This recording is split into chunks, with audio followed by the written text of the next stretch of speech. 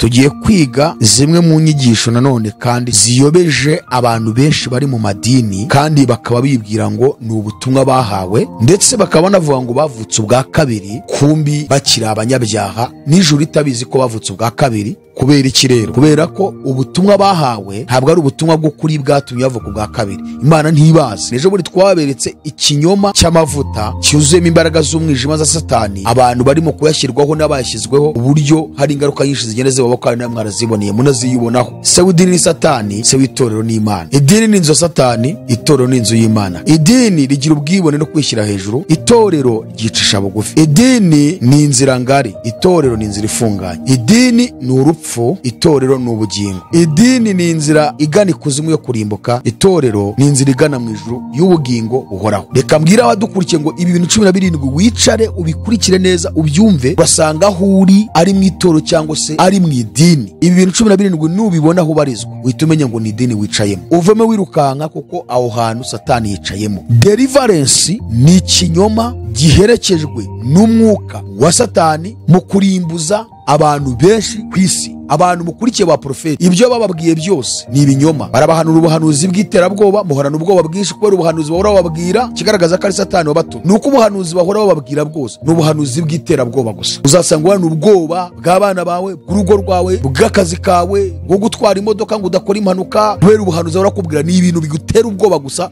biguhahamura. Satani rero icyo agira ni uguhora abitsa abantu mu bwoba. Ko Yesu atangira kubona inyuguti muri icyo gitabo yasomaga, atangira kubona inyuguti zihindutse ubuyoka bwinshi. Watangiye kubona ari ubuyoka burimo kugendamo bwinshi, kugeza ubwo ahise ahuma. Itara ryaka ari nijoro, yabwiye umugore n'abana ngo baryame ashaka kugisoma, ahita ahuma. Atangira kumva ijwi rya Satani, kugeza ubwo abonye inzoka izimusanga. Ushobora kwibaza ngo inyigisho ya kabiri abantu bigishijwe kandi bakaba bibwira ngo barize ngo n'abakristo ngo barajya mu ijuru, mu by'ukuri kandi bagikuzimu. Ni iyihe iyo nyigisho? Ni inyigisho ishingiye, ni inyigisho imaze kugira abayoboke benshi ku isi, kandi akaba ari imwe mu nyigisho iha liberty, iha uburenganzira bamaze kuyakira kubaho. Murumva ikibazo gihari cy'inyigisho z'ubuyobe? Murumva kuntu mwagotomeye imyanda mwibwira ngo ni ubutumwa bwiza mwahawe? Abantu muri mu madini mwumva aka kantu, umva iyo nyigisho umbwire niba iyi nyigisho yaza kugeza ku gakiza. Umva iyi nyigisho umbwire niba koko uwayikwigishije we yari yamenya Yesu. Umva iyo nyigisho umbwire koko niba warayumvise waravutse ubwa kabiri. Nturavuka ubwa kabiri, ijuru ntirikuzi, icyacu umutanga, amaturo utanga, service zose ujyamo mu idini ry'iwanyu, ibyo witabira byose urarushwa n'ubusa. Urasaba ko mu butumwa bwiza ukizera, ukongera ukanabatezwa ahubwo. Ariko ndashaka kubereka itandukaniro ry'inyigisho z'ubuntu butangaje abantu bigisha n'inyigisho z'ubuntu butangaje bwa Kristo, kuko izaba ngaba bigisha kandi babamo ni ubuntu butangaje bwa Satani, hakaba noneho n'ubuntu butangaje bwa Yesu Kristo. Narwanye intambara nziza, narangije urugendo rwanjye, narinze ibyo kwizera. Ngo Imana yamuhaye responsibility yo kurinda ibyo kwizera yahawe. Narinze ibyo kwizera, ibisigaye bikibikamba ryo gukiranuka. Abanyabuntu rero b'ubuntu bwa Satani bakavuga ngo wowe wakora iki ngo wirinde? Ntacyo wakora. Ugomba kureba ukareba niba bitatu bitaragusohoyeho: kwigwiriza abigisha cyangwa se abahanuzi bahuje n'irari ryawe, kwiziba amatwi gutumva ukuri, kuyoba ugakurikiza imigani y'ibinyoma. Kuko ubuntu bw'Imana buzanira abantu bose agakiza bwabonetse, butwigisha kureka kutubaha Imana n'irari ry'iby'isi, bukatwigisha kujya twirinda dukiranuka twubaha Imana mu gihe cya none, dutegereje ibyiringiro by'umugisha byo kuzaboneka ku bwiza bwa Yesu Kristo, ari we Mana yacu ikomeye n'umukiza.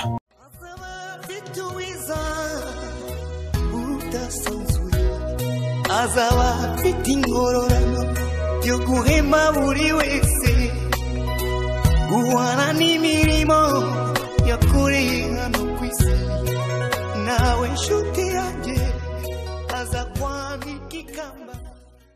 Tuyifurije ibihe byiza nshuti bakunze mwese ababana natwe buri munsi mukurikira ubutumwa bwiza tugenda tubagezaho muri mu bihugu bitandukanye ku migabane yose iri hano ku isi.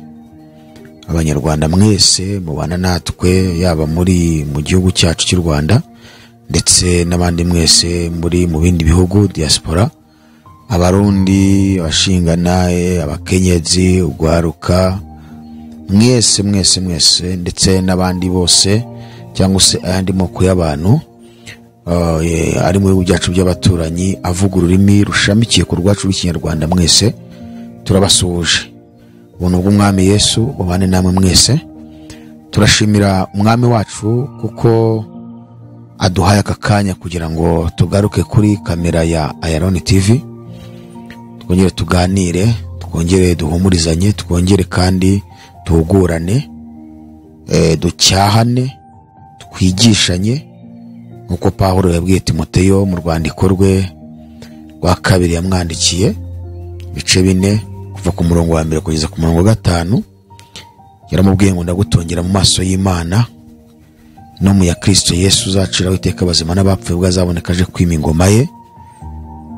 Ubwiriza abantu ijambo ry'Imana, ugira umwete mu gihe kigukwiriye n'ikitagukwiriye, uhane, uteshe, uhugure, ufite kwihangana kose no kwigisha, ngo kuko igihe kizaza batazihangana inyigisho nzima, ahubwo kuko amatwi yabo azaba barya yifuza kumva ibibanezeza, bazigwiriza abigisha bahuje n'irari ryabo, kandi baziziba amatwi ngo batumve ukuri, bazayoba bakurikize imigani y'ibinyoma. Ariko weho wirinde muri byose,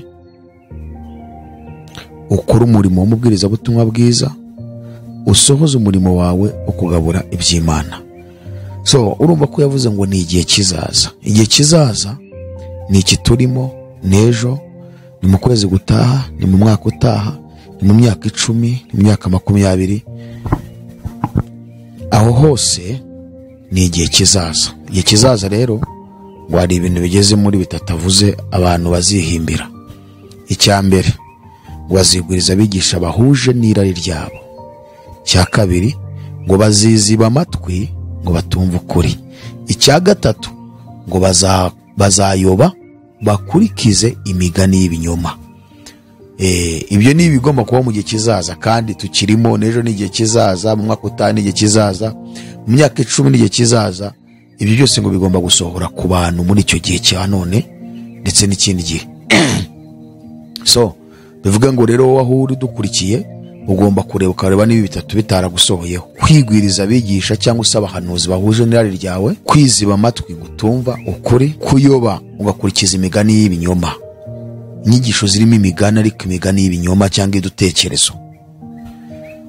Amazina yanjye nkuko bisanzwe nitwa Jalik Ikingeneye, nkaba ndi pasiteri, ariko nkora umurimo w'ubumisiyoneri.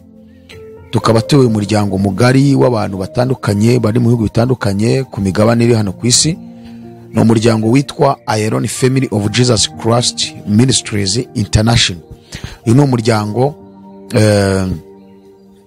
uhari ukora, turamamaza ubutumwa bwiza. Dufite intego nyinshi, ariko mu ntego ya mbere Imana yaduhaye duhagurukana ni intego yo kongera kugarura ubutumwa bwiza bwazimijwe n'amadini, ubutumwa bwiza bw'umusaraba, kwizera, ubutumwa bwiza bwa Yesu abantu bakabwumva neza, ndetse no kububungabunga.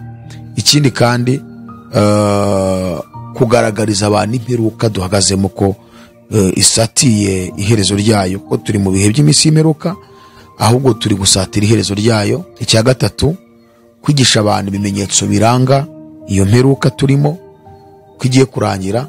Icya kane, kwigisha ibirebana no kugaruka kwa Yesu. Icya gatanu, kwigisha imikorere ya Antikristo mu madini yose no mu nzego z'ubutegetsi ziri hano muri iyi si, kugaragaza imiryango Antikristo akorana nayo iri hano ku isi, imiryango y'abantu ariko Bibiri bita ngo ni inyamaswa abantu, kuko bagurishije ubugingo bwabo ikuzimu, kandi bashaka no gutwara ubugingo bw'abandi, kandi bamaze gutwara ubwa benshi, ndetse na bamwe mu banyamadini. Kugaragaza ibinyoma byo mu madini. Tujya ibiganiro 4 dukora bitambuka kuri Iron TV. Harimo ikiganiro cyitwa Igihe cyanjye. Ikiganiro cyitwa Igihe cyanjye ni ikiganiro gitambukamo inyigisho z'igitabo cy'ibyahishuriwe Yohana. Twigisha igitabo cy'ibyahishuriwe Yohana ndetse n'igitabo cy'umuhanuzi Daniel, kuko ibikigize ni bimwe isi ihagazemo uyu munsi. Kabiri, muri icyo kiganiro Igihe cyanjye hatambukamo inyigisho zirebana n'ibimenyetso by'ibihe, cyangwa se ibimenyetso biranga ko isi igeze ku iherezo, ibimenyetso biranga ko Yesu agiye kugaruka. Gatatu, muri icyo kiganiro twigishamo inyigisho irebana no kugaruka ku mwami wacu Yesu Kristo. Tukagira ikiganiro cya kabiri cyitwa Menya Nibi. Ikiganiro cyitwa Menya Nibi tugenda tureba ibiri kubera mu isi hano, tukabihuza n'icyo ubuhanuzi bwa Bibiliya buvuga, tukereka abantu ko bicaye mu isohozwa ry'ubuhanuzi. Bamwe bakaba bari gusohoza ubuhanuzi kandi ibyo bari gusohoza ari ibibarimbuza. Bandi magambo ni ukuvuga ngo dukora ubushakashatsi mu bintu bitandukanye hano muri iyi si, haba mu butegetsi bw'isi, haba muri tekinoloji, muri uyu muvuduko w'isi kuri muri rukanka, mu myemerere mu madini yose, tukerekana ibinyoma biri mu madini, tukerekana inyigisho z'ubuyobe ziri mu madini, tukerekana mu myidagaduro imikoro y'antikristo, tukerekana inyigisho za antikristo ziri mu madini, tukerekana intambara ziri kubera mu isi, tukazihuza n'ubuhanuzi bwa Bibiliya, tukerekana ko isi igiye kurangira, tukerekana politike za hano muri isi ukuntu zirimo zirakoreshwa n'ubutegetsi, tukerekanamo ikinyoma cya Satani, tukerekanamo imikoro y'antikristo, tukerekanamo kandi ibiranga ko isi igeze ku ndunduro, tukerekana ibirebana n'imibanire y'abantu n'abandi, imiryango uko iri gusenyuka, amadivorce ariho, abashakana bagahana za kontara kugira ngo nibahagana bashaka abandi, batandukane bashaka abandi, ibirebana n'uburere mu bana, abana n'ababyeyi, tukerekana ibyo bintu byose tubihuza na Bibiliya, uburyo birimo kugaragaza ko isi igeze kwezi kandi isi igiye kugaruka. Hanyuma tugakora ubushakashatsi mu bitabo byanditswe n'abantu. Ibyo byose rero ni ukugira ngo dukangure abantu mu kiganiro cyitwa Igihe cyanjye batazarimbuka kandi Imana yarabaremeye kugira ngo bazabone ubugingo. Ikiganiro cya gatatu ni ikiganiro cyitwa Dusengane. Ikiganiro cyitwa Dusengane twigisha inyigisho zose zirebana no gusenga, tukigisha abakristo, tukerekana ko ubukristo ari ugusenga. Byavuga ngo ifi ivuye mu mazi irapfa. Umukristo udasenga ntashobora gukizwa. Ushaka uri umusore, uri umukobwa, uri umugabo, uri umusaza, uri umukecuru, uri umudamu mutoya ukiri mu myaka mikeya, ushesha kanguhe, ugeze mu bukwerere, ugeze mu bujigija, uri umwangavu, uri ingimbi, uri umusore, uri inkumi, urakijijwe. Kugira ngo ube muri Yesu yinyuremo neza no kugomba kuba usenga, ariko cyane wiyiriza ubusa, kwisonzesha, kwiyiriza ubusa. Itorero ryatubanjirije, abantu bo mu itorero rya mbere mu kinyejana cya mbere, cya kabiri, cya gatatu, kuzamuka mu 1600 mu kinyejana cya 16 mu ntangiriro zacyo, ubwo habagaho icyo bita Réforme de l'Église mu bihe bya ba Martin Luther. Tubona ubukristo uko bwari bumeze, n'abantu babaga mu bihe bisenga, basenga ubudasiba, biyiriza ubusa. Akaba ari impamvu uyu murimo tubona ugeze ahangaha n'ubwo buzima bari barimo, kuko gusenga, kwiyiriza ubusa ni bimwe mu bituma usabana n'Imana kandi mukagirana ubumwe, kandi ni bimwe mu bituma umenya amakuru y'ibihurimo, ni bimwe mu bituma ushobora kuba mu buzima bukijijwe neza, ukagenda muri situation igezweho mu gihe uhagazemo, kandi ukaba mu buzima bwo kunesha icyaha. Ndetse bigatuma Imana isohoza n'umugambi mwiza kuri wowe kubera ubushuti mufitanye. Nta muntu usenga ujya ubaho nabi. Wamubona uyu munsi ariho nabi, ariko ejo bigahinduka. Ndavuga kwiyiriza ubusa cyane. Hanyuma rero icyo ni ikiganiro twigisha abantu inyigisho ziba no gusenga, tukabereka uburyo abantu bakwiye gusengamo no kwiyiriza ubusa, kandi tukanasengana n'abantu bari hirya no hino ku isi. Ikiganiro cya kane ni ikiganiro cyitwa Ubusesenguzi kuri Bibiliya. Ni ukuvuga ngo ahangaha dusesengura Bibiliya, tukerekana imwe mu mirongo abantu bihaye yo kuyobya abandi bakayifata bakayihindura, ko bagafata iyo mirongo ikabahesha gukora ibyaha baranze gusoma Bibiliya yose. Tukagenda twerekana bimwe mu bintu bya confusions abantu muri Bibiliya, tukigisha Bibiliya kugira ngo abantu bayumve neza. Icyo nicyo bita ikiganiro Ubusesenguzi kuri Bibiliya. Hanyuma tugatanga n'umudendezo ku bantu bashaka kubaza ibibazo bakabibaza. So kubw'iyo mpamvu rero nibyo dukora.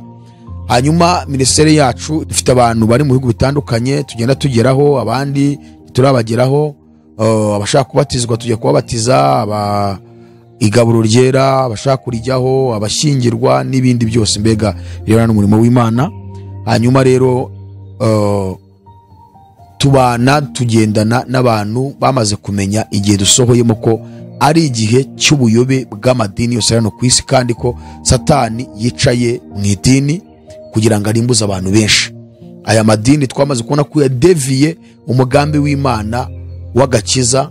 Icya mbere harimo mishoni Yesu yasigiye itorero rye mu isi, iyihe yo kugenda, si ukwicara, si no kwicaza abantu,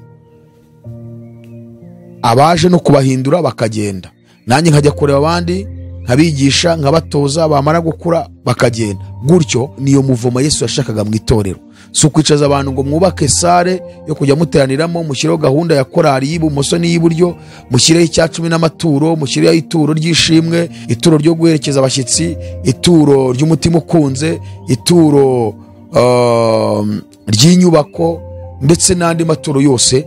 Ubundi ukaba uri pasiteri ukagenda ukagira icyubahiro, ugasiga kirwana n'abandi, mugatongana, mukajya mupfa ibyubahiro n'amafaranga muyarwaniramo, hanyuma namwe abayoboke babo bantu mugasigara muri abagaragu babo pasiteri, mukavuga ngo muri gukorera Imana barababeshye.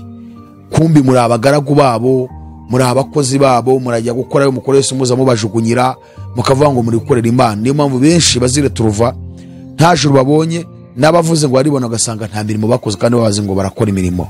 Nta murimo bira, nta murimo urimo. Rero amadini yadeviye umugambi w'Imana wo kugeza ubutumwa bwiza ku bari mu isi yose. Icyo kintu amadini yarakishe cyane. Ikindi kandi ikibazo gihari kindi nuko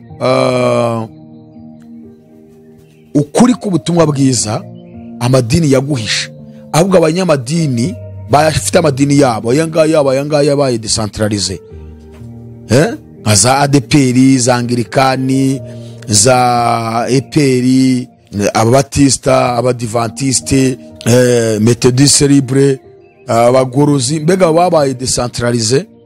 Ndetse n'aya madini atarakura y'abantu ku biti byabo yose yakoze ikosa, kuko ntabwo bavuga ubutumwa bwiza bw'ukuri, barabeshya, kuko batinya kubabwiza ukuri kugira ngo mutabacika, ngo mukure mugiye ku rwego rwiza, mugiye kuvuga ubutumwa bwiza. Kimwe nuko n'abandi bafite ari injiji bashinze ku bwa business kugira ngo ibonere ubuzima.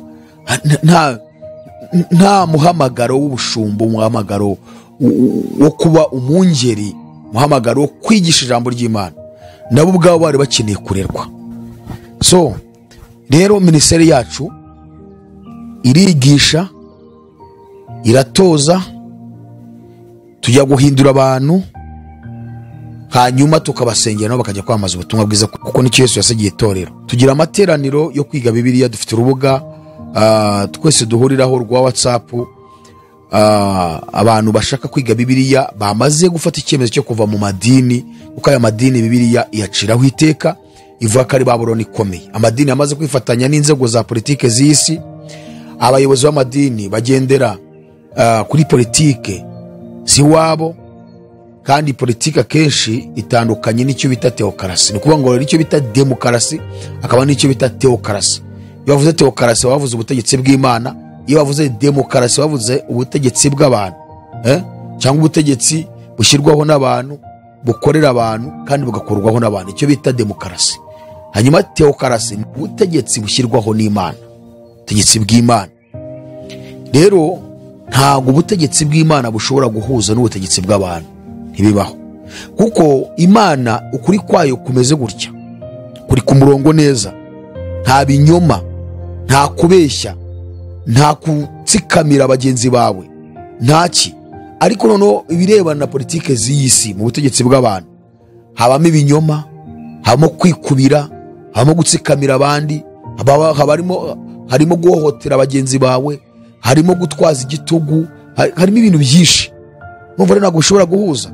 None amadini yamaze guhuza ibyo bintu, bazana teokarasi, bayuzana demokarasi, bituma abakristo batamenya ukuri, kandi bituma n'abayobozi b'ayo madini baterwa ngo bavuge ukuri, kubera ko hari amasezerano bagirana n'abayobozi b'abategetsi bo mu isi kugira ngo bayubahirize. Nibatayubahiriza bakaba babizira. Kubw'iyo mpamvu bemera kuvuga n'ibinyoma bakabibwira abayoboke babo, bya bindi biturutse mu nzego za politiki, ariko bishobora kugira abantu neza mu ruhande rw'umubiri, ariko ubugingo bwabo bushobora kurimbuka. Abayobozi b'amadini kugira ngo abakristo bakomeze babatamike, babahe amafaranga, amaturo n'ibya 10 n'ibiki, bakemera kubibabwira bifashishije Bibiliya, abantu bakagira ngo barajya mu ijuru kandi bajya kurimbuka. Rero Ayalon Family of Jesus Christ Ministries International, mu magambo ahinnye ni AFGMI, Ayalon Family of Jesus Christ Ministries International. Ni umuryango Imana ihagurukije muri iki gihe urimo abantu mu bihugu byose. Mu Rwanda barahari, i Burundi barahari, Tanzania barahari, Kenya barahari, Uganda barahari, Mozambique barahari, Zambia barahari, Central Africa barahari, South Africa barahari, Cameroon barahari, mu bihugu bitandukanye by'i Burayi bariyo, za Sweden, za Norway, za Swiss. Aho tubafite abantu muri Leta Zunze Ubumwe za Amerika, muri state zitandukanye. Turafite Canada barahari, Australia barahari, Asia barahari, mu Buhinde turabafite, Korea barahari, Saudi Arabia barahari. Dufite abantu benshi. Aho ni abantu bose tubana twigana Bibiliya kandi biyemeje, basohotse mu madini. Umuntu ushaka kutujoininga n'umuntu wasohotse mu idini, ntago ari umuntu uri mu idini, kuko ntago ushobora guhuza inyigisho nzima n'inyigisho zo mu idini, ntibishoboka. Niba tukwigishije Bibiliya, tukakwereka agakiza, tukakwereka umuhamagaro icyo ari cyo, tukakwereka intego y'itorero mu isi Yesu yarisigiye kandi rigomba gusohoza, ukongera ukajya kuyora imyanda yo mu idini, ukagaruka ngo nitwinye tuguye, uri kuvanga ibintu, ntabwo wakura.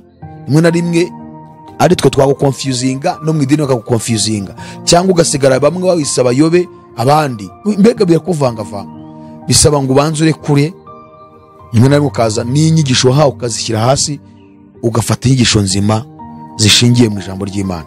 So twigisha Bibiliya rero, Bible study, tugira amatiraniro iminsi ni mu cyumweru, kuwa kabiri, kuwa kane, kuwa gatandatu no ku cyumweru, kuva saa 3 z'ijoro kugeza saa 5 z'ijoro mu Rwanda no mu Burundi. Ayo niyo masaha tugenderaho, ni amasaha abiri twiga.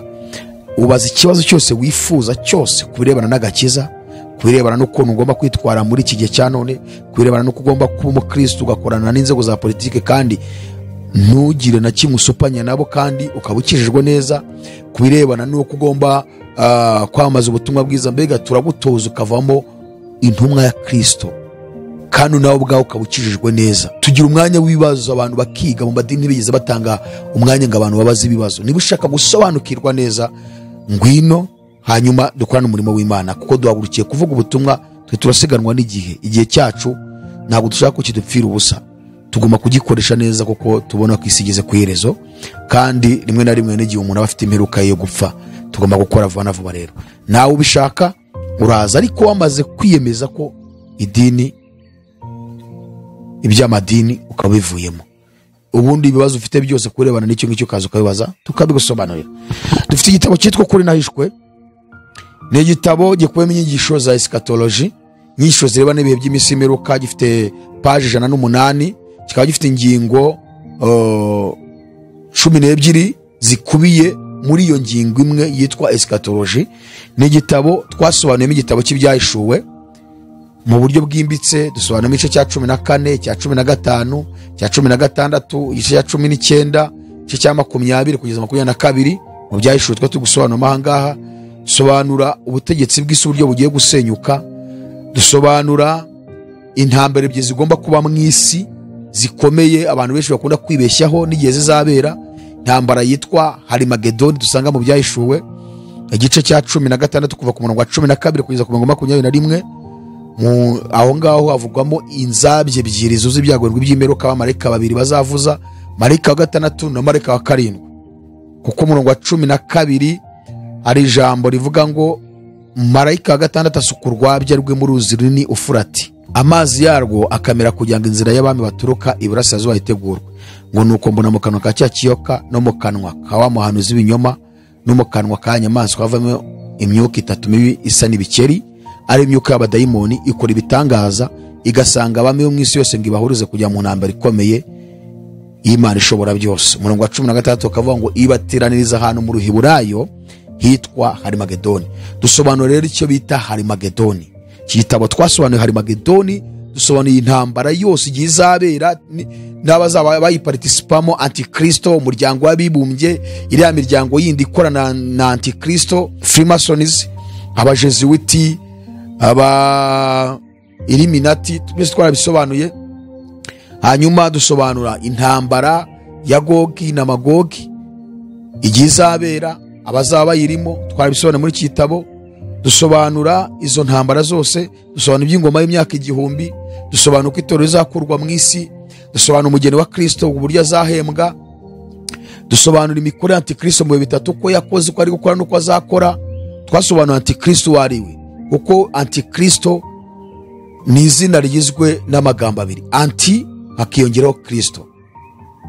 Ni ukuvuga ngo anti bisobanura uhakana, uwishyira mu cyimbo cyangwa se urwanya. Kuvuga ngo ahakana Kristo, akarwanya Kristo, akishyira mu cyimbo cya Kristo. Icyo nicyo bita anti. Hanyuma Kristo nyine urumva hajeho Kristo nyine. Ahakana Kristo, arwanya Kristo, yishyira mu cyimbo cya Kristo. Noneho twasobanuye guhakana Kristo kwa Antikristo, kurwanya Kristo kwa Antikristo, kwishyira mu cyimbo cya Kristo, abikora binyuze hehe? Twasobanuye inyigisho zigishwa mu madini, ibiziranga za Antikristo, imikorere ya Antikristo mu madini. Dusobanura igihe yakozemo kuva mu kinyejana cya mbere kugeza ejo bundi muri 45, intambara kabiri yose irangiye. Twerekanye icyo gihe cyose uko yakoraga Antikristo, abo yakoranye nabo, intwaro yifashishije, twarabisobanuye. Dusobanura mu gihe cya kabiri kuva nyuma y'intambara kabiri yose muri 46, ukaza ukageza uyu munsi, ugakomeza ukageza kuzamurwa kw'itorero cyangwa se ku mperuka y'ibihe. Twerekana uburyo Antikristo ari gukora muri iki gihe, yishyira mu cyimbo cya Kristo, arwanya Kristo kandi yegeranye na Kristo. Twerekana ko iki ari nacyo gihe gikomeye ari gukoramo, kuko ari hafite umusaraba abantu benshi bazarimbuka, kuko bivuga ko ari gukora mu buryo bw'amayoberane. Twarabisobanuye hano, ari gukora mu buryo bw'amayoberane gute? Arakorana na bande? Ari gukorera hehe? Nize ntwara ari kwifashisha. Twarabigaragaje uburyo ari gukorana n'inzego za politike z'isi, imiryango iri hano mu isi y'abantu biyemeje gukora Satani ari gukoreramo, tekinoloji ari gukoreramo, muri siyansi ari gukoreramo, mu myemerere, mu iyobokamana. Noneho niho yicaye cyane cyane mu madini, mu nyigisho, mu madisipurine arimo. Byose twarabyerekanye aha ngaha, tugaragaza noneho abakorana na Satani bibaranga n'inyigisho bigisha, ndetse n'abakorana Imana ibibaranga n'inyigisho bigisha. Twarabivuzemo aha ngaha. Twongera kwerekana igihe cya gatatu azakoramo, itorero rivuye mu isi uko azakora, abazakorana nabo n'intwara zifashisha. Kitabo mukuri nahishwe birimo. Twasobanuye ingingo 12 zireba no kuzamura kw'itorero, aho rizaca. Duse inyigisho z'abatumwe de Jehova ku 144 bajya bavuga ngo bazabana na Yesu mu bwami bwe, ngo abandi bakaguma muri iyi si. Dusobanura ikintu kirebana n'uburyo Yohana abonye itorero rizamutse rigeze mu ijuru. Ibyahishwe igice cya 7 twaragisobanuye kuva ku murongo wa 9 kugeza ku murongo wa 18. Dusobanura ibyahishwe igice cya 20 kuva ku murongo wa 11 na 12. Turi kwerekana Yohana abonye itorero rigeze mu ijuru, twese abantu mu moko yose, mu ndimi zose, mu miryango yose, mu mahanga yose, basesekaye mu ijuru. Mu gihe abatemwe de Jehova bavuga ni 144. Iki gitabo rero twarabisobanuye. Ushaka kumenya inyigisho za eschatology, kugira ngo ube umupasiteri mwiza wahamagariwe kwigisha ubutumwa bwiza, ukaba uri umuvugabutumwa, ukaba uri apotre, ukaba uri bishop, hari ikintu bita intego y'itorero mwese. Ni ukuvuga ngo ibyiringiro by'itorero ni ukuzabona Yesu agarutse. Rwandiko Paulo yandikiye Tito ibice 2 umurongo wa 13, yaravuze ngo dutegereje ibyiringiro by'umugisha, ari byo kuzaboneka ko bwiza bwa Yesu Kristo, ari we Mana yacu ikomeye n'umukiza twitangiriye kugira ngo ducungure mu bugome bwose. Urumva ibyiringiro by'itorero ni ibi ngibi. Paulo avuze ngo dutegereje ibyiringiro by'umugisha, ari byo kuzaboneka ko bwiza bwa Yesu Kristo, ari we Mana yacu ikomeye n'umukiza twitangiriye kugira ngo ducungure mu bugome bwose. Rero ibyiringiro by'itorero ni ukubona Yesu agarutse.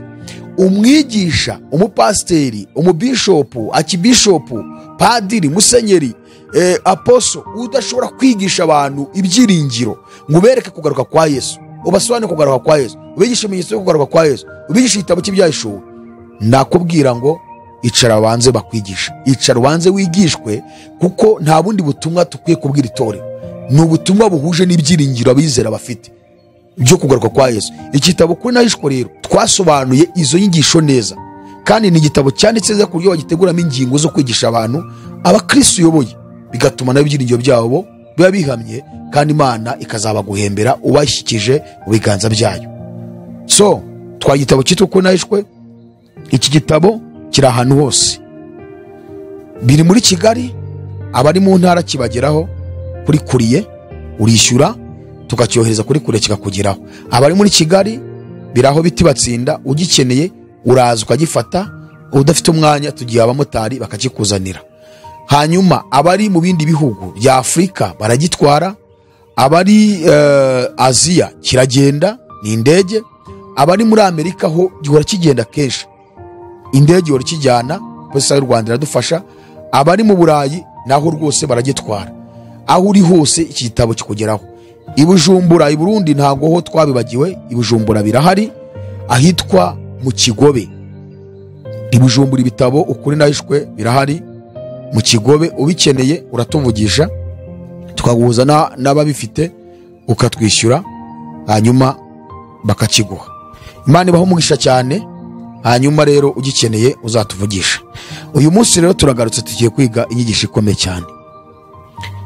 Tugiye kwiga zimwe mu nyigisho nanone kandi ziyobeje abantu benshi bari mu madini, kandi bakaba bibwira ngo ni ubutumwa bahawe, ndetse bakaba banavuga ngo bavutse ubwa kabiri, kumbi bakiri abanyabyaha, n'ijuru itabizi ko bavutse ubwa kabiri. Kubera iki rero? Kubera ko ubutumwa bahawe ntabwo ari ubutumwa bwo kuri bwatumye bavuka ubwa kabiri. Imana ntibazi, bakaba birirwa batanga ibyacumi, amaturo, baboneka mu materaniro, baramenya bagira bate, ariko Imana itabazi, kuko ubutumwa bahawe bakabwizereramo ntabwo ari ubutumwa nyakuri bwatuma bemerwa imbere y'Imana nk'abantu bavutse ubwa kabiri binyuze mu kwizera ubutumwa bwiza bw'ubwami bw'Imana.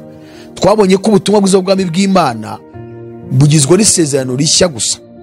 Hanyuma ubutumwa bushingiye ku mategeko ya Mose ni ubw'isezerano rya kera, kandi bwahawe ishyanga rya Isirayeli.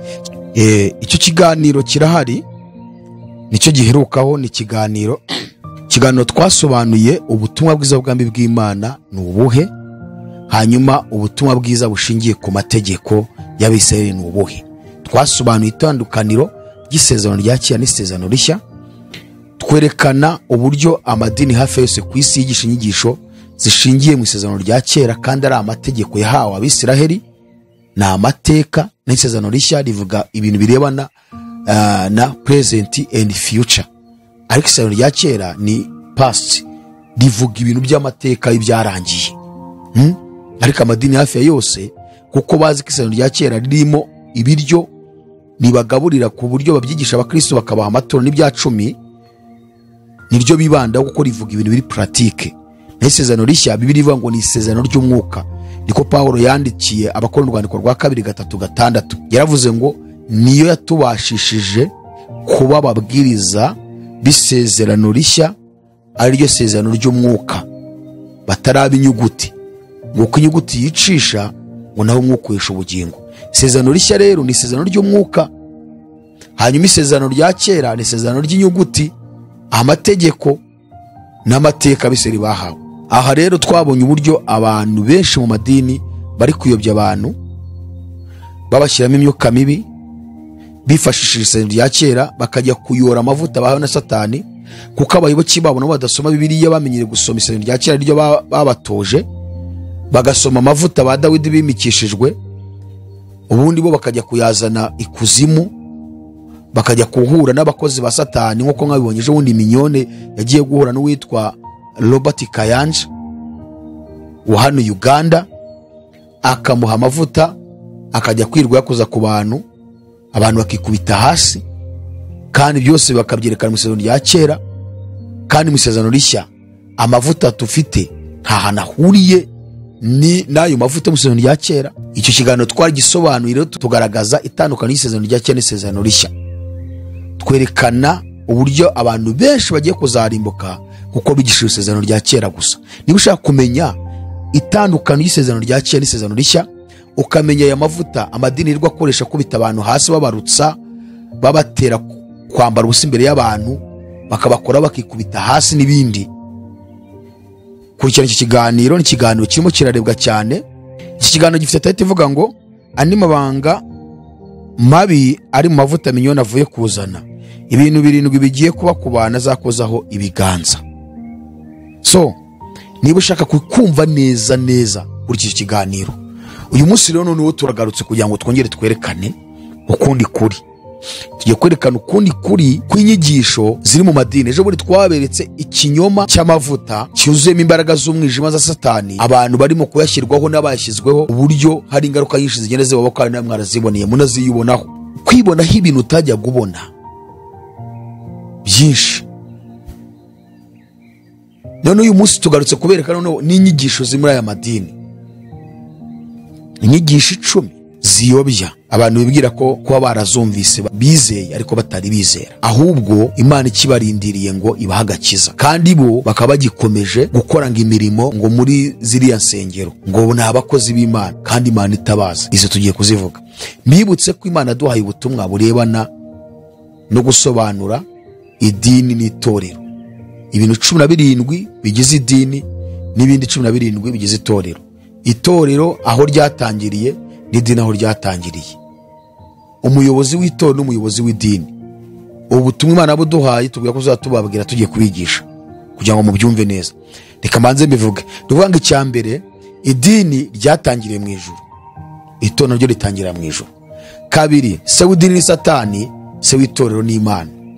Gatatu, idini ni inzu ya Satani, itorero ni inzu y'Imana. Kane, idini ribitse ikinyoma, itorero ribitse ukuri. Gatanu, idini rivuga ikinyoma, itorero rivuga ukuri. Gatandatu, idini rirwanya ukuri, itorero rikarwanya ikinyoma. Karindwi, idini rivuga ko ukuri kose kudakwiriye kuvugwa, itorero ryo riti oya, ukuri kose ukwiriye kuvugwa. 8, idini rifite abantu barigize barihagarariye hano mu isi, itorero ryo rifite abantu barigize kandi barahagarariye mu isi. 9, idini rirwanirira ikinyoma cyaryo, itorero rikarwanira ukuri kwaryo. 10, idini ni igiti cy'ubwenge bumenyesha icyiza n'ikibi, itorero ni igiti cy'ubugingo. 11, idini rirwanya abantu bose bavuga ukuri, itorero rikemera kurenganywa n'idini z'urukuri. 12, idini rivanga ukuri n'ikinyoma, itorero rivuga ukuri gusa. 13, idini rikoresha ubwenge bw'isi mu kwamamaza ubutumwa bwiza, itorero rigakoresha ubwenge bw'ijuru. 14, idini rigira ubwibone no kwishyira hejuru, itorero ryicisha bugufi. 15, idini ni inzira ngari, itorero ni inzira ifunganye. 16, idini ni urupfu, itorero ni ubugingo. 17, idini ni inzira igana ikuzimu yo kurimbuka, itorero ni inzira igana mu ijuru y'ubugingo uhoraho. Reka mbwira abadukurikiye ngo ibi bintu 17 wicare ubikurikire neza ubyumve, urasanga aho uri ari mu itorero cyangwa se ari mu idini. Ibi bintu 17 nubibona aho ubarizwa uhita umenya ngo ni idini wicayemo, uveme wirukanka kuko aho hantu Satani yicayemo. Imana iduhana umugisha. Tumaze iminsi turimo kwigisha inyigisho 10 z'ibinyoma kandi zisa n'ukuri Satani yabibye mu madini ya Gikristo ari hano muri iyi si. Tukaba twarahe ku nyigisho ya mbere, uyu munsi tugiye kujya ku nyigisho ya kabiri. Ushobora kwibaza ngo izo nyigisho ni izihe? Inyigisho ya mbere ni inyigisho ishingiye ku mategeko. Inyigisho ya kabiri ni inyigisho ishingiye ku buntu, ubuntu butangaje, amazing grace. Inyigisho ya gatatu ni inyigisho ishingiye ku cyo bita prosperity gospel, inyigisho zishingiye ku by'isi, ku by'isi, uburumbuke, gutera imbere, kugubwa neza, amajyambere y'isi. Inyigisho ya kane ni inyigisho ishingiye ku bitangaza ibyo Yesu yakoze ndetse n'abahamagarira abantu kuza ngo babakorere, ugasanga mu kanwa kabo nizo bigisha gusa. Inyigisho ya gatanu ni inyigisho ishingiye ku cyo bita imbaraga z'Imana, ugasanga umuntu ahora yigisha hejuru y'imbaraga z'Imana, ku mbaraga z'Imana, ariko wareba ibyo yigisha ugasanga ni ukwizeza abantu ibintu nabo ubwabo badakijijwe n'izo mbaraga z'Imana zidashobora gusohora ku buzima bwabo. Kuko umuntu ukwiye kumenya imbaraga z'Imana agomba kuba yarakijijwe neza. None bahora kwigisha Imana yambukije abisirayeli inyanja itukura, ukerekana uburyo yatandukanyije inyanja, ukerekana uburyo umuyaga waje, mbega akaba ari byo bigisha gusa. Ati rero nawe izo mbaraga z'Imana zatandukanyije inyanja, ati Imana uyu munsi atigiye kuzigaragaza ku buzima bwabo. Iyo ni inyigisho isa nk'ukuri kandi ari ikinyoma, ituma abantu bahera mu kazi baza kagakiza ntibasobanukirwe Yesu wari we, ntibasobanukirwe icyaha, ntibasobanukirwe umusaraba, ntibasobanukirwe isaha igeze, ntibasobanukirwe agakiza, ntibasobanukirwe kugaruka kwa Yesu, ntibasobanukirwe uko bagomba kwitwara muri iyi si batiyanduje. Iyo ni inyigisho ya gatanu. Inyigisho ya gatandatu ni inyigisho ishingiye ku cyo bita deliverance. Deliverance, ndongera mbibwira abadukurikiye ngo ni ikinyoma giherekejwe n'umwuka wa Satani uremereye mu kurimbuza abantu. Reka nsubiremo. Deliverance ni ikinyoma giherekejwe n'umwuka wa Satani mu kurimbuza abantu benshi ku isi. Nta hantu muri Bibiliya dusoma icyo bita deliverance ko umuntu ari ufite ubushobozi bwo kuyikorera undi muntu.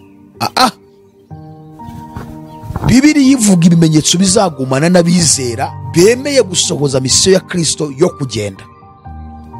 Ubutumwa bw'isi ko bwanditswe na Mariko igice cya 16 umurongo wa 15 kugeza ku murongo wa 19. Hari ijambo rivuga ngo nuko mugende mwigisha abaremwe bose ubutumwa bwiza, uwizera akabatizwa azakizwa, ariko utizera azacirwaho iteka.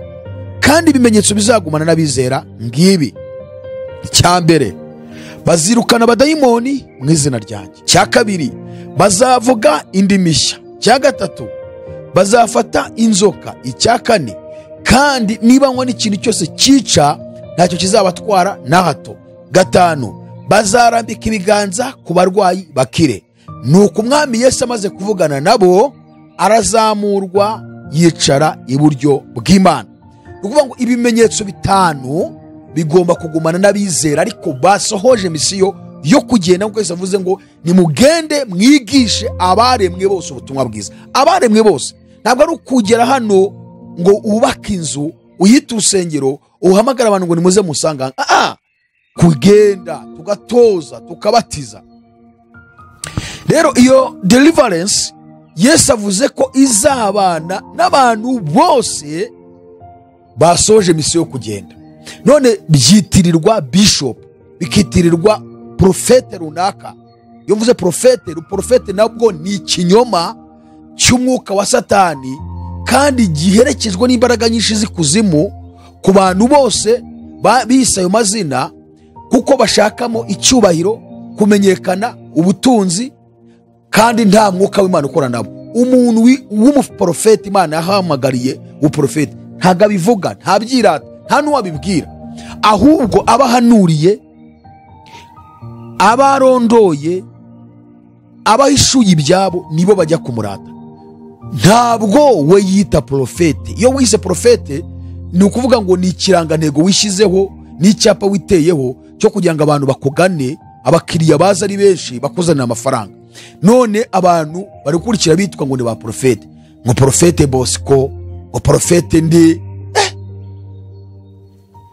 Icyo ni ikinyoma. Abantu mukurikiye ba profete, ibyo bababwiye byose ni ibinyoma. Barabahanura ubuhanuzi bw'iterabwoba, muhorana ubwoba bwinshi kubera ubuhanuzi bahora bababwira, kigaragaza ko ari Satani wabatumye. Nuko ubuhanuzi bahora bababwira bwose ni ubuhanuzi bw'iterabwoba gusa. Uzasanga wana ubwoba bw'abana bawe, bw'urugo rwawe, bw'akazi kawe, bwo gutwara imodoka ngo udakora impanuka, kubera ubuhanuzi bahora kubwira. Ni ibintu bigutera ubwoba gusa, biguhahamura. Satani rero icyo agira ni ugora abitsa abantu mu bwoba. Uwo muntu rero muveho, ntabwo ari profete uvuye ku Uwiteka.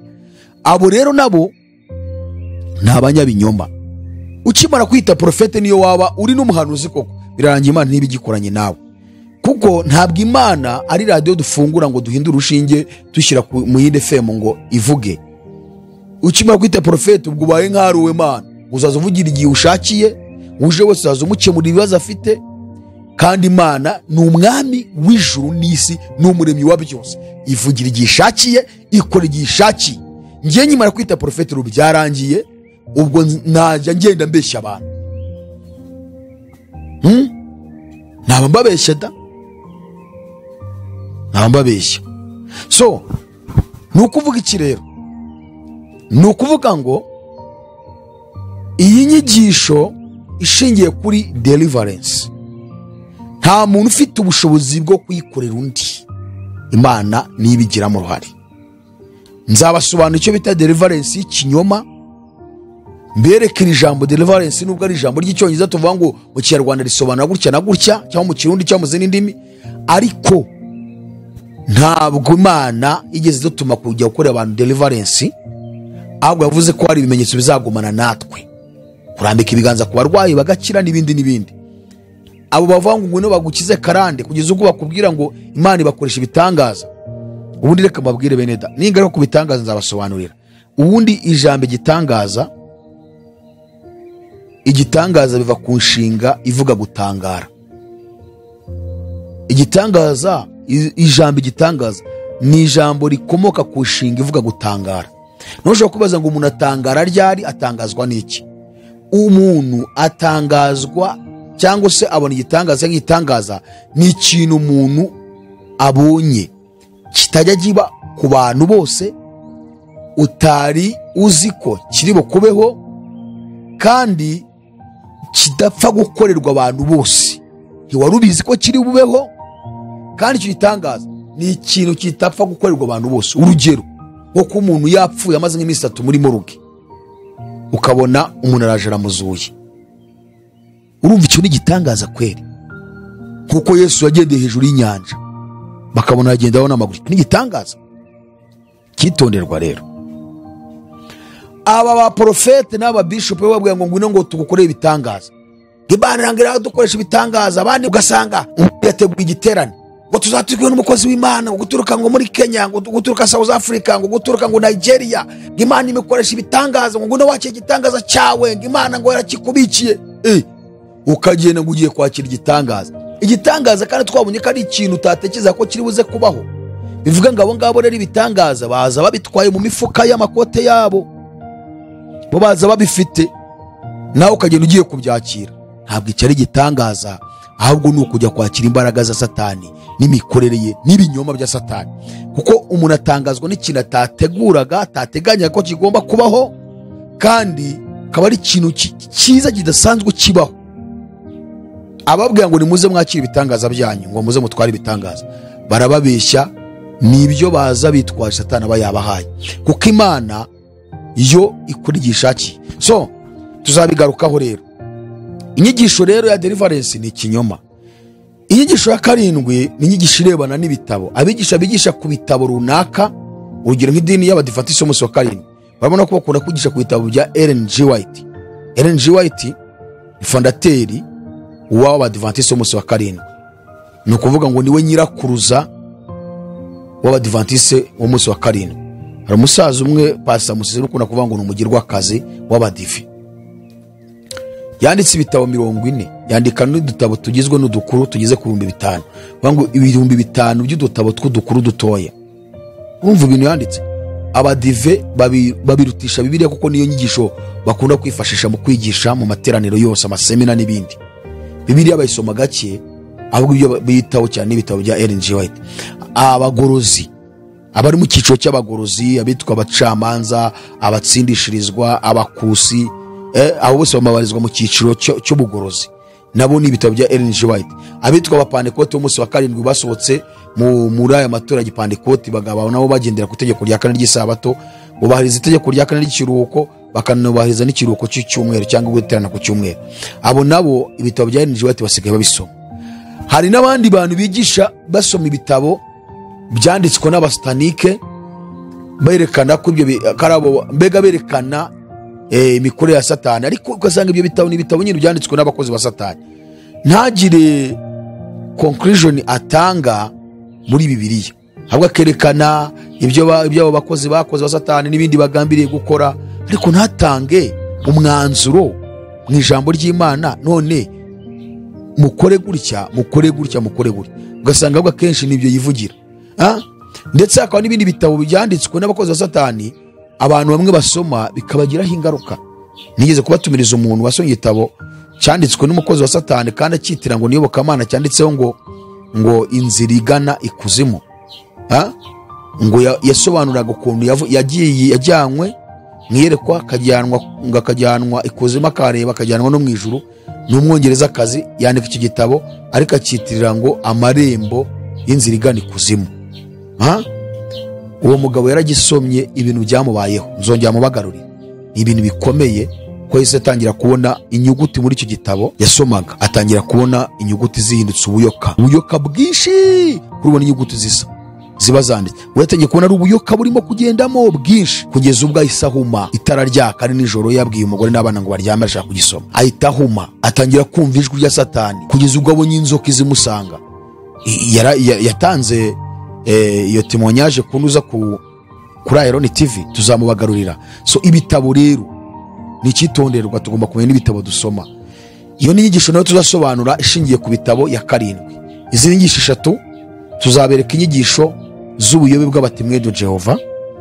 8 9 tubereka inyigisho ikomeye igize fondasiyo y'imyizerere y'imyemerere y'abakatolike. Tubereke iyo nyigisho rero tunayisenye. Twongere tubereke inyigisho z'ubuyobe bw'abitwa Ababranham, ubwo fondateri wabo witwa William Mario Branham. Tuzabibereka, tubereke Branham kuntu yari umufirimaso, umukozi wa Satani, watumwe na Satani. Yewe nyuma tuzareba n'izindi n'iz'abamorumo, tuzazibereka zatangijwe n'uwitwa Joseph Smith. Ariko dushaka kubanza kujya ku nyigisho ya 2 uyu munsi. Ushobora kwibaza ngo inyigisho ya 2 abantu bigishijwe kandi bakaba bibwira ngo barize ngo n'abakristo ngo barajya mu ijuru, ni yihe mu by'ukuri kandi bagikuzimu? Iyo nyigisho ni yihe? Ni inyigisho ishingiye ku buntu butangaje. Inyigisho ishingiye ku buntu butangaje cyo bita mu rurimi rw'icyongereza ngo ni amazing grace. Ni inyigisho imaze kugira abayoboke benshi ku isi, kandi akaba ari imwe mu nyigisho iha liberty, iha uburenganzira bamaze kuyakira kubaho biringiye ubugingo kuri bariko imbere y'Imana yo itabibona, kuko iyi nyigisho ibaha liberty, ibaha uburenganzira, ibaha umudendezo wo kwitwa abakristo ariko bagakomeza kuba mu byaha bahozemo mbere y'uko bavuga ngo barizeye. Kuko ifite fondasiyo ivuga ngo iyo umaze kwizera Yesu Kristo ngo n'umukiza, ngo umunsi wizeye uba ubabariwe ibyaha wakoze mbere y'uko wizera, ukaba wabariwe ibyaha uri gukora mu gihe urimo, ukaba wabariwe n'ibyaha by'igihe kizaza. Bivuge ngo ubabariwe n'ibindi uzakora byose urabibabariwe, kuko ngo wavutse ubwa kabiri umwana w'Imana. Ubundi ngo nukugendera mu mbabazi za Kristo gusa. Noneho rero iyo fondasiyo murumva ni fondasiyo iremere cyane, kandi abazigisha n'abazigishijwe bakunda kwipresenta iteka ryose. Mu gihe bipresenta bavuga amazina yabo bongera ijambo ngo ndi uwera, ndi umuziranenge, ndi umukiranutsi. Ibyo ni ibintu bakunda kugaruka iyo yipresenta, ntago ashobora kuvugamo ayo magambo. Numwumva avuze ngo nge ndi uwera, ukumva avuze ngo ndi umukiranutsi, ukumva navuze ngo ngewe ndi umuziranenge, uzahite wikanga. Ahanga ushobora kuvuga ngo ese ubundi sibyo, ubundi wizeye Kristo Yesu koko wumvisha ubutumwa bwiza bw'ubwami bw'Imana, ni uwera, ni umukiranutsi, ibyo ndabyemera 100%. Ariko ndashaka kubereka itandukaniro ry'inyigisho z'ubuntu butangaje abantu bigisha n'inyigisho z'ubuntu butangaje bwa Kristo, kuko izaba ngaba bigisha kandi babamo ni ubuntu butangaje bwa Satani, hakaba noneho n'ubuntu butangaje bwa Yesu Kristo. Ubuntu butangaje rero bano biringiye bizeye ni ubuntu bwa Satani. Itandukano ndaribereka. Noneho ubuntu butangaje koko bwa Kristo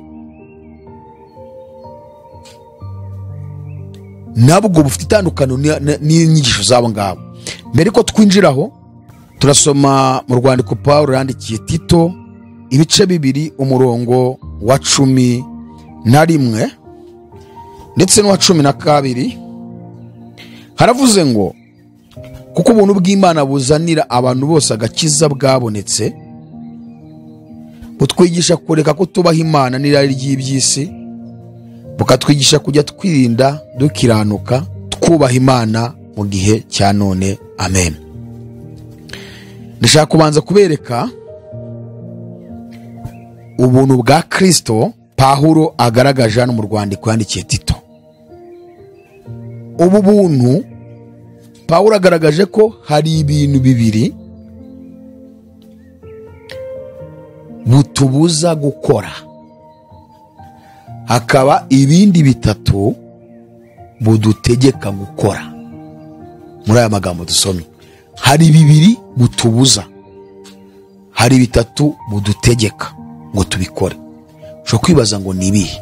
Amagambo aratubwiye ngo kuko ubuntu bw'Imana buzanira abantu bose agakiza bwabonetse, butwigisha kureka kutubaha Imana n'irari ry'iby'isi, bukatwigisha kujya twirinda dukiranuka twubaha Imana mu gihe cya none, dutegereje ibyiringiro by'umugisha byo kuzaboneka ku bwiza bwa Yesu Kristo ari we Mana yacu ikomeye n'umukiza.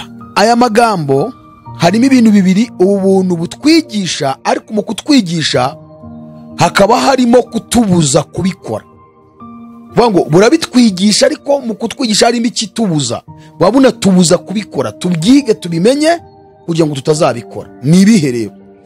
Aravuze ngo ubuntu bw'Imana buzanira abantu bose agakiza bwabonetse. Icyambere butwigisha kureka kutubaha Imana. Ubwo nuba butwigisha kureka kutubaha Imana, kureka kutubaha Imana, ubwo buri kutubuza nyine kureka kutubaha Imana. Butwigisha, butubuza kureka kutubaha Imana binyuze mu nyigisho buduha. Aho kana kumvise?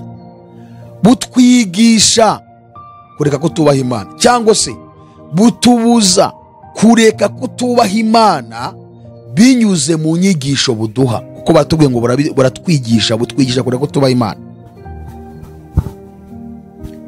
Vuga ngo ubuntu bwa Kristo, ubuntu bw'Imana ntabwo buduha uburenganzira, ntabwo buduha umudendezo wo gukora ibyaha. Kuko igihe cyose ukoze ibyaha ntabwo uri kubaha Imana, uri kuyisuzugura. Kandi ubuntu bw'Imana buratubuza kureka kutubaha Imana. Aba bantu bafite buriya buntu rero biyita ngo ni ubuntu bw'Imana kandi ari ubwa Satani, bo bavuga yuko iyo umaze kwizera, kuko waba bariwe ibyaha byashize, by'igihe cyashize, ibyo mu gihe urimo n'iby'igihe kizaza, bavuga yuko wowe ntacyo wakora ngo wirinde. Igihe cyose dukora ibyaha tuba turi gusuzugura Imana, igihe cyose tudakoze ibyaha tuba turi kubaha Imana. Bo rero bakubwira yuko bidashoboka ko wabaho udakora ibyaha. Muti gute? Kuko bavuga ko Yesu kubambwa kwe, gusenga kwe, kwiriza ubusa kwe, ivugabutumwa rye, byose ngo yabikoze ari twabikorera. Kuko Yesu yitwa Adamu wa nyuma. Kuko Adamu wa mbere yari ubugingo, agakora icyaha, hanyuma icyaha kikazana urupfu, urupfu rukaba inyoko muntu, kandi icyaha cyo muri Adamu nacyo kikaba inyoko muntu. Ngo niko na Adamu wa nyuma ari we Yesu nawe yaje, urupfu rwe ruduhindura abazima tutaranizera. Ni ukuvuga ngo iyo umaze kwizera rero, ngo biriya byose Yesu yakoze yarabigukoreye. Niwe wagusengeye, niwe wakurariye amajoro, niwe wavuze ubutumwa, niwe wiyirije ubusa. Ngo niwemere kwiza ubusa, niwemere kwatura, niwemere kwihana, ngo upfa kuba wizeye gusa we entre birarangiye. Ubwo ni ubuntu bwa Satani. Kuko ubuntu bw'Imana bwo abantu barabitubwiye. Icyambere yavuze ngo butubuza kureka ko tubaha Imana binyuze mu nyigisho. Imana ibinyuza mu nyigisho, butubuza kureka ko tubaha Imana. Iyo nyigisho tubuza kureka ko tubaha Imana. Icyo kirasobanutse. Buri bavuga ko Yesu ibyo byose nta murimo n'umwe twemerewe gukora. Ngo imirimo ni ntabwo ushobora kudutsindishiriza ntiyaduhesha agakiza. Ariko niko bimeze. Ibyo nzabigarukaho, mbereke imirimo ukuntu tugomba kuyikora, kandi abatazayikora bazarimbuka. Nzabibereka nibiri bivuga. Abadasenga kujya mu ijuru bizabagora, Bibiliya bivuga. Abatiriza ubusa kujya mu ijuru no gukiranuka hano muri iyi si birabagora, bizabagora, Bibiliya bivuga. Abantu bakavuga ngo twavukiye mu byaha. Dawidi niko yavuze ngo navukiye mu byaha, mama ni mwe mbyariye. Ati none wowe ni gute wabaho wowe ngo ureke ibyaha? Bakakugira mu Baroma. Urwandiko rw'Abaroma ni urwandiko rugize fondasiyo inyisho zabo z'ubuyobe. Ni ukuvuga ngo ubuyobe bwabo, fondasiyo yabo ni mu rwandiko rw'Abaroma. Bagenda bajonjoramo imirongo yose, verise zibemera kuba hari abanyabyaha. Indi mirongo yose, izindi shapitire bakazirengagiza. bashaka imirongo ibemerera kubaho bakoze ibyaha. Igice cya 7 bakunda kukigishaho, icya 5 aho Pawulo yavuze ngo ngerageza gukora ibyiza ariko ibintanga akaba aribyo bintanga imbere, ngo nuko ubwo mbikora sinjyuba nkibikora ahubwo ni icyaha kimbamo. Akavuga ati none ko icyaha kikurimo ni gute wabaho udakora icyaha? Ati rero umuntu ashobora kwirukanka agasiga ibimwirukankana ariko ibimwirukamo ntiyabisiga. Ati rero icyaha kikurimo. Ati na Pawulo ko yabivuze, ariko akirengeza Pawulo harawe yavuze ngo nkiri umwana muto navugaga nk'umwana muto nkakora nk'umwana muto, ngo ariko maze gukura. Hari ubutumwa Pawulo yavuze akiri umwana muto mu by'agakiza, hari n'urwego agezeho none agera avuga ati rero nyamara rero ibyarindamu yanjye nabitekereje ko ari igihombo ku bwa Kristo, ngo ndetse n'ibintu byose bitekereza ko ari nk'amase kubw'ubutunzi butagira akagero ariko kuronka Kristo Yesu, ngo kubw'uwo nahombye ibyanjye byose, ngo ndetse mbitekereza ko ari amase. Arongera avuga ati ariko ndasiganwa si nk'utazi yonjya, ndaterana ibipfuza ariko si ndi nk'uhusha, shaka gusinya icyo Kristo yamfatiye. Arongera avuga ati ariko njyewe umaze kumera nk'ibisukwa ku gicaniro, mu rwandiko kandi Timoteyo rwa 2:6, kuko njyewe umaze kumera nk'ibisukwa ku gicaniro, igihe cyo kugenda kwanjye gisohoye, narwanye intambara nziza, narangije urugendo rwanjye, narinze ibyo kwizera. Responsibility yo kurinda niwe narinze ibyo kwizera. Venga Imana yamuhaye responsibility yo kurinda ibyo kwizera yahawe. Narinze ibyo kwizera, ibisigaye bikibikamba ryo gukiranuka. Abanyabuntu rero b'ubuntu bwa Satani bakavuga ngo wowe wakora iki ngo wirinde? Ntacyo wakora. Murumva ikibazo gihari cy'inyigisho z'ubuyobe. Murumva kuntu mwagotomeye imyanda mwibwira ngo n'ubutumwa bwiza mwahawe. Abantu muri mu madini mwumva kakana, umva iyo nyigisho umbwire niba iyi nyigisho yaza kugeza ku gakiza, umva iyi nyigisho umbwire niba koko uwayikwigishije wari yamenya Yesu, umva iyo nyigisho umbwire koko niba warayumvise waravutse ubwa kabiri. Nturavuka ubwa kabiri, ijuru ntirikuzi, icyacu mutanga, amaturo utanga, service zose ujyamo mu idini ry'iwanyu, ibyo witabira byose urarushywa n'ubusa. Urasaba ko ubutumwa bwiza ukizera, ukongera ukanabatizwa ahubwo, kuko umubatizo wabatijwe nta nubwo ukwiriye, kuko nta butumwa bwiza wari wahawe. Wumva iyo nyigisho nawe. Izi nyigisho ziramamaye. Iyi nyigisho abantu benshi bari kuyikurikira ari benshi, kandi igiye kurimbuza benshi cyane. Numvishe n'uyu mugabo w'umunyamerika Ben Hinn, niyo yigisha, akunda kwigisha cyane. Rero urumva ko Pawulo avuze ngo ikintu cya mbere ubuntu butubuza kureka kutubaha Imana. Mu kutubuza rero urumva ko icyitonderwa ntabwo butwemerera kubaho mu buzima butubaha Imana. Icya kabiri ngo bukatubuza kugira irari ry'iby'isi. Beneda munyumvire n'ukuri kose, mbabarira nawe unyumvire icyo kintu. None kankubaze, ntabwo uzi irari ry'iby'isi ufite uko ringana, kugeza n'ubwo ushaka ko abahanuzi baguhanurira iby'isi kandi uri umupagani uzi ko udakijijwe, kugeza n'ubwo wirirwa wirukanka inyuma y'abahanuzi ngo ari byo bakubwire niba business ugiye gukora izatera imbere cyangwa iyo uri gukora izatera imbere, niba utagiye guhomba, kugeza n'ubwo wirukanka inyuma y'abahanuzi bayobye bavangiwe nkawe ngo baguhanurire bakubwire yuko uzashaka umugabo mwiza cyangwa uzashaka umugore mwiza, kugeza ubwo wirukanka inyuma y'abantu ushaka kumva ko baguhanurira iterambere ry'isi, kugeza ubwo ujya mu madini hirya no hino mu masare hari abateraniramo, uri gushaka ahantu hari abapasiteri bayobye nkawe babavangirwe bagushakamo inyungu, bakwigisha inyigisho za prosperity zishingiye ku by'isi ngo arizo ngo wumva. Ibyo byose bishingiye ku irari ry'iby'isi, kandi ubuntu bw'Imana ngo butubuza kugira irari ry'iby'isi. Kugeza ubwo wowe pasiteri bishop umaze guhangana na mugenzi wawe mukaregana mukamuhora mu nkiko kubera irari ry'iby'isi ryagufashe kugira ngo ari wowe usigana abo bayoboke ayo maturo utangire uyarye, nawe pasiteri kugira ngo mwirukane ari ukomeza kurya ayo maturo. Iryo ni irari ry'iby'isi. Kugeza ubwo abayobozi b'amadini mwagiye kwifatanya n'abategetsi b'isi kugira ngo mukomeze kwikungahaza, ubundi mugahimba inyigisho zo kubeshya abakristo kugira ngo bakomeze kubaha amaturo n'ibyacumi mutitaye ku bugingo bwabo, bakaba barimo kujyanwa Gehinomu mwirukankana mujyana, kumbi ni ukubera irari ry'iby'isi. Ubuntu bw'Imana buzanira abantu bose agakiza. Icya kabiri butubuza kugira irari ry'iby'isi. nta mukristo wemerewe kugira irari ry'iby'isi. Kubera iki se?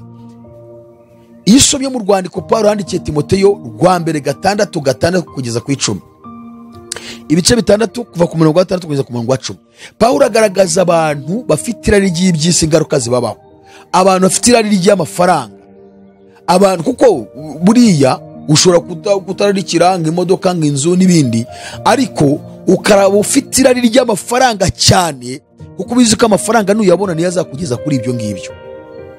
Ndetse no mu bimenyetso Pawulo yavuze bizaranga iminsi y'imperuka yakivuzemo mu rwandiko yandikiye Timoteyo rwa 2 ibice 3 umurongo wa 1, mumenye yuko mu minsi y'imperuka hazaza ibihe birushya, kuko abantu bazabikunda bakunda impiya. Noneho ngaho muri urwo rwa 2 ibice 6:6 aravuga ngo icyakora koko kubaha Imana iyo gufatanije no kugira umutima unyuzwe bivamo inyungu nyinshi. Uvuga ngo niba Imana itubuza kugira irari ry'iby'isi, iradusaba kugira umutima unyuzwe. Urwo rubori rwakwinjiye rwo kurarikira iby'isi, kurarikira impiya, kugeza ubwo wagambanira mugenzi wawe, kugeza ubwo bibyutse ishyari n'urwangano kuri bagenzi bawe, kugeza ubwo muregana muri abapasiteri, kugeza ubwo wanga kumva ubutumwa bwiza bw'Ubwami bw'Imana bugukiza, ukumva ahubwo wajyaho bakwigisha inyisho zihuje n'irari ry'umubiri wawe. Urwo rubori bwira Kristo rukunogoremo, kuko natarukunogoramo wirukanka urajyanywe Gehinomu, ugiye kurimbuka. Ntabwo Imana ibyemera ibyo. Bwira Yesu ngo nogoramo urubori rwo kurarikira iby'isi, unteremo urukingo rwo kunyurwa n'ukondi. Cyakora koko kubaha Imana yo gufatanyije no kugira umutima unyuzwe bivamo inyungu nyinshi. Vuga ngo kugira umutima unyuzwe egare inyungu nyinshi. Ukuvuga ngo nta limiti ihari, nta mubare w'ibintu runaka, ahubwo ni inyungu nyinshi zitabarika. Aravuga ngo kuko ari ntacyo twazanye mu isi kandi ari ntacyo tuzabasha kwikuramo. Aravuga ngo nuko rero ubwo dufite ibyo kurya n'imyambaro biduhagije tunyurwe nabyo. Uzi ko hari abantu bafite imyambaro ashobora guhinduranya buri munsi, umwambaro yambaye uyu munsi ejo ntaba ari wasubiramo. Akaba afite inkweto nk'eshanu, urumva ushobora kwambara iminsi 5, ariko akaba ataranyurwa pe, ahubwo irari ryaramurenze. Impamvu n'abapasiteri birirwa barwana kandi bafite amakote bahawe n'abayoboke babo, inkweto abayoboke babo babahaye, ibyo kurya babatura, amaturo n'ibya 10, ariko bakanga ntibanyurwe, bagahora mu ntambara, baregana, bashihurana, basigaye banarugana, bagizeho barugana. Maze kandi izo nka nazo zigahora zibicaye imbere ngo zitegereje ko babigisha. Muri inka koko, umva, muri inka ntabwo muri intama, kuko intama yumva ijwi rya shebuja. Yesu yaravuze ngo intama zanjye zumva ijwi ryanjye, nanjye ndazizi kandi zirankurikira, nziha ubugingo buhoraho, ntizizarimbuka nta iteka ryose, kandi ntawe uzazivuna mu kuboko kwanjye. Jyewe na Data turi umwe. Data wazimparuta bose ntawe ubasha kuzivuna mu kuboko kwa Data, ngo jyewe na Data turi umwe. None wowe uri inka, uhora wumva ijwi rya shobuja w'umushumba, we si n'umwungeri. Deja ko Bibiliya inavuga ko abungeri nibo baragira intama, abashumba ni abaragira inka. None abo bayobozi babayoboye bose bitwa ngo ni abashumba. Bibiliya yivuze intama, umuyobozi wazo yitwa umwungeri. Bibiliya yivuze inka, umuyobozi wazo yitwa umushumba. Bivuye ngo rero abayoboke muri ayo madini murimo, muri inka ntabwo muri intama, kuko ababayoboye bitwa abashumba. Koko ni abashumba nyine, kandi inka igira ururimi rumwe, yumva ibintu bimwe, ntabwo ishobora kumva ijwi rya shebuja ngo imenye neza uko bikwiriye. Niyo mpamvu ibyo bababwiye nibyo mugumana, bakarwana, bagatongana, bakaregana, mugakomeza kubajya imbere, kandi mubona ubwabo ari abapagani kubarusha. Ngo ngomba kugira address yanjye, nkagira aho mbarizwa. Address yawe ni iyihe? Yesu Kristo wenyine. Noneho rero iyo address y'umuravuga ukibaza Bibiliya ufite ikumariye iki? Niba utanayifite igihe bakugishirije ko ntacyo byakumariye. Rero abayoboke muri ayo madini, abayobozi banyu bitwa abashumba, ntabwo ari abungeri, kuko umwungeri ni uragira intama, ntabwo ari uragira inka. Umushumba kaba ari uragira inka, ntabwo aragira intama. None bita abashumba, ubwo muri inka ni muri intama. Niyo mpamvu mutumva ijwi rya shobuja, kuko Yesu atari shobuja wanyu, ahubwo mwumva irya bashebuja banyu, bapasiteri n'ababishopu babayoboye. yamwumva irya shobuja ari we Yesu Kristo, muba mwaramaze gusobanukirwa abayoboye ko ari abapagani. Niyo mpamvu mudashobora kumva ubutumwa tubabwira ko ari ukuri, ahubwo mubona ko twebwe twayobye. So nukuvuga ngo rero ubuntu bw'Imana butubuza kugira irari ry'ibyisi, none bahorana n'irari ry'ibisi baregana mugakomeza kubicara imbere. Bibiri katubwira ko dukwiye kuba mu buzima bunyurwa. Ukaba ufite imyenda ushobora guhinduranya, inkweto zifite, ariko ukanga kumva ntunyuzwe, kumva washaka baguhanurira iby'isi, kumva washaka baguha ubuhanuzi bugendanye n'ibyo ukeneye, abakwigisha ibihuje n'irari ryawe. Niko twatangiye tubona Pawulo yavuze ngo ko igihe kizaza batazihanganira inyigisho nzima. Mu rwandiko yandikiye Timoteyo rwa 2 ibice 4 umurongo wa 3 n'uwa 4, uko igihe kizaza batazihanganira inyigisho nzima, ahubwo ko abarya bifuza kumva ibanezeza, bazigwiriza abigisha bahuje n'irari ryabo kandi baziziba amatwi ngo batumva ukuri, bazayoba kubikiza imigani y'ibinyoma. Kuvuga ngo kwigwiriza abigisha bahuje n'irari ryawe, kwigwiriza abahanuzi bahuje n'irari ryawe, ntabwo ushaka kumva ubutumwa bwiza kuko ufite irari ry'ibyiza. Bivuye ngo rero ntabwo Kristo ufite, nturavuka ubwa kabiri, uko abavutse ubwa kabiri mu butumwa bwiza bumva ijwi rya shebuja arimo aravuga ngo ubuntu nabahaye ntibubemerera kugirira irari ry'ibyisi. Nimunyurwe muntegereze kuko bizavamo inyungu nyinshi. Pawulo rero ngo aravuga ngo icyakora koko kubaha Imana iyo gufatanije no kugira umutima unyuzwe bivamo inyungu nyinshi, kuko ari nacyo twazanye mu isi kandi nacyo turabasha kuyikuramo. Ngo nuko rero ubwo dufite ibyo kurya n'imyambaro biduhagije tunyurwe nabyo, ngo kuko abifuza kuba abatunzi. Umva ahantu hari ibintu bibabaho rero, mwumva imizi bashamikaho. Abantu bagize irari ryo gushaka kuba abatunzi bahorana irari ry'ibyisi, bagashaka kuba abatunzi. Umuzi wa mbere ubashamikaho ngo bagwa mu moshya. Uwo ni umuzi wa mbere uhita ubagwaho, ukagwa mu bintu byinshi bikoshya bigushuka, bigatuma wimura umwami wawe. Icya kabiri, umuzi wa kabiri ubashamikaho ngo bakagwa mu irari ryinshi ry'ubupfu ryangiza, ngo bakagwa mu mutego. Ushobora kubaza ngo umutego wandize, umutego wa Satani nyine. Satani agahita bakubita ugatagwa mu rucundura rwa Satani ku buryo kuzivanamo bizaba bigoranye, kandi ari iby'isi muri kwirukankamo kubwo kubirarikira. Icya gatatu, umuzi wa gatatu ngo ubashamikaho abo bantu ngo bakagwa mu irari ryinshi ry'ubupfu ryangiza, rikabaroha mu bibahenebereza rikabarimbuza. Mbega abo bantu ngo barangiza barimbutse, bagwa mu irari ry'ubupfu, kandi iryo rari ry'ubupfu ngo rikabangiza, rikabaroha mu guhenebera, nyuma yo guhenebera rikabarimbuza. Abo ni abantu bafite irari ry'ibyisi. Niyo mpamvu ubuntu bw'Imana icya kabiri bwatubujije ngo ni ukugira irari ry'ibyisi. Pawulo asuza avuga ngo kuko gukunda imiya ni umuzi w'ibi byose. Aho ngaho twari turi gusoma mu rwandiko rwe yandikiye Timoteyo rwa 6 kuva ku murongo wa 3 kugeza ku murongo wa 10. Yese avuga ngo kuko gukunda imiya ni umuzi w'ibibi byose. Harimo biriya bitatu tuvuze, none ubwo hari n'ibindi rero, kuko ni ibibi byose. Ntabwo bigira umubare, ni ibibi byose. Bivuga ngo uba mubi, ugira uburiganya, ugira ubwesikoro, uba umunyantege nkeya, ugira ibintu byinshi bibi bikagushamika ari byinshi. Uwo ni umuntu wararikiye ibyisi. Hahita avuga ngo rero hariho abantu bamwe bararikiye imiya, barayoba, bava mu byizerwa, bihandisha imibabaro myinshi. So ubuntu bw'Imana bwa nyabwo butandukanye n'ubuntu bariya bitwa ngo ni abanyabuntu bigisha. Buriya bariya bigisha ni ubwa Satani. Turi kubereka diferanse iri hagati y'ubuntu bwa bariya abantu bise ngo ni abanyabuntu bitwa ngo ni abera, ngo ni abaziranenge, ngo ni abakiranutsi, n'ubuntu bwa nyabwo bwigishwa muri Bibiliya bwa Yesu Kristo buzanira abantu bose agakiza. Harimo diferanse ikomeye cyane. Noneho rero ubuntu bwa Yesu tubonye ko icya kabiri butubuza kugira ry'ibyisi. Nta mukristo, nta wizera wemerewe kugira ry'ibyisi. Ni nayo mpamvu iyo utarifite ubasha kuvuga ubutumwa Imana igwagurukije uvuga ubutumwa neza.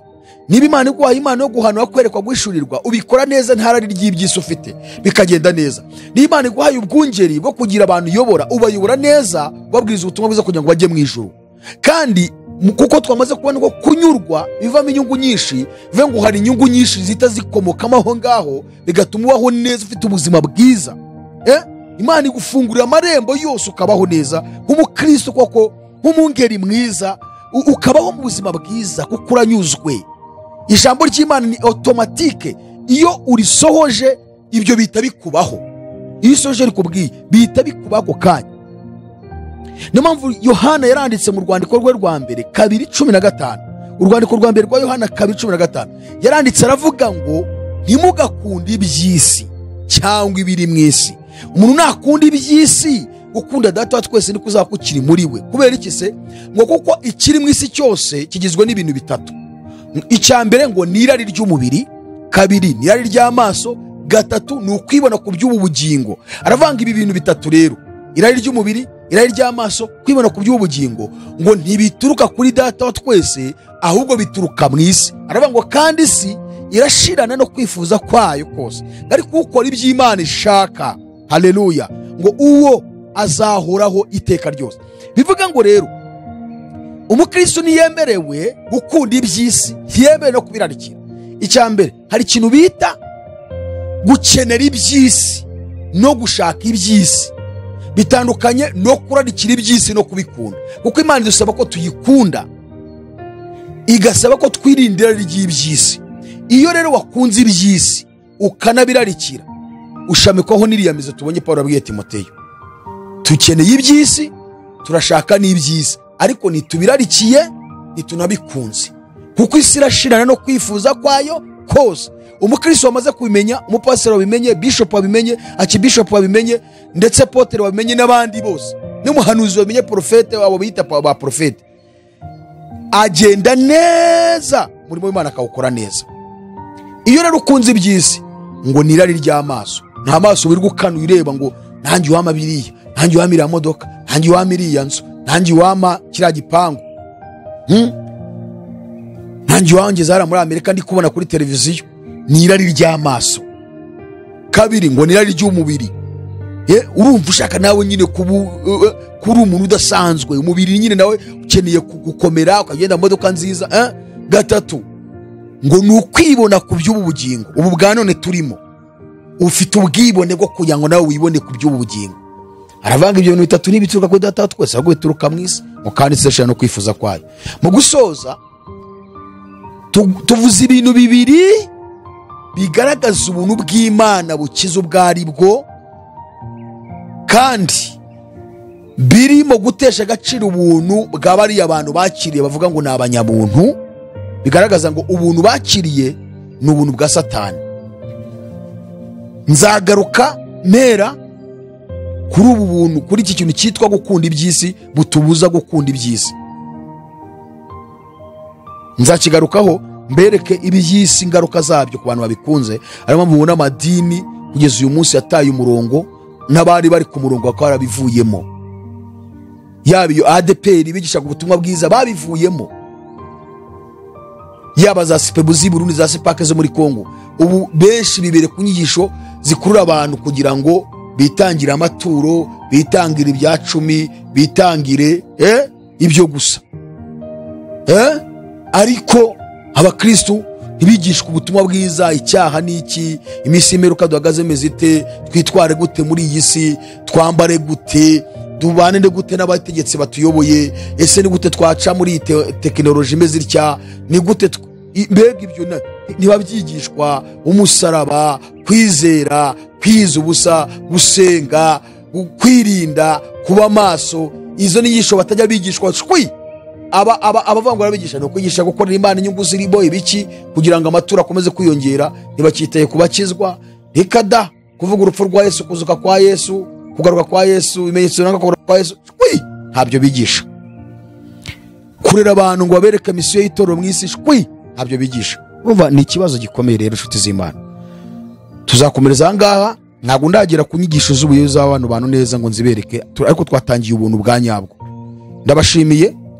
Ibyo tubikora kugira ngo mumenye, natwe tumenye, dukize ubugingo bwacu, dutegereze umwami wacu.